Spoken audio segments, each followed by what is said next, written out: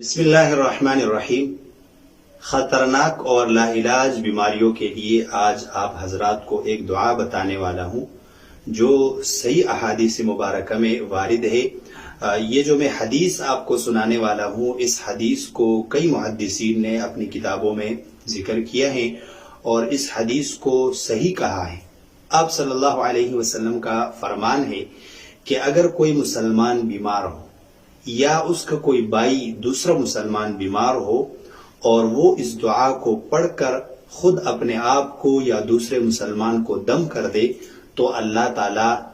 اس بیماری سے، جس بیماری میں یہ شخص مبتلا ہے، اس بیماری سے اللہ تعالیٰ اس کو شفا دے گا۔ وہ دعا کیا ہے تو میں آپ حضرات کے سامنے وہ دعا رکھ دیتا ہوں اور کوشش کروں گا کہ اسکرین پر بھی آپ کو نظر آ جائے تاکہ جو احباب بیماری کے لیے اس دعا کو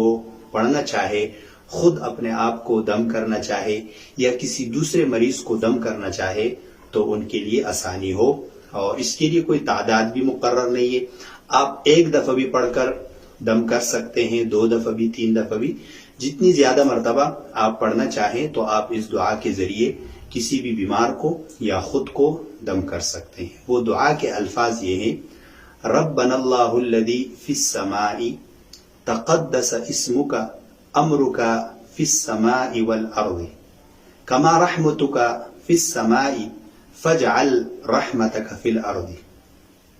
اغفر لنا حوبنا وخطایانا انت رب الطیبین انزل رحمتا من رحمتک وشفاء من شفائک علی هذا الوجع۔ یہ دعا پڑھ کر آپ اپنے آپ کو یا کسی مریض کو دم کر دیں گے تو آپ صلی اللہ علیہ وسلم کا فرمان ہے کہ وہ بیمار، وہ مریض ٹھیک ہو جائے گا اللہ تعالیٰ کے حکم سے۔ تو یہ ایک بہترین دعا ہے، خود بھی پڑھ کر آپ اپنے آپ کو دم کر سکتے ہیں اور کسی دوسرے بیمار کو بھی دم کر سکتے ہیں۔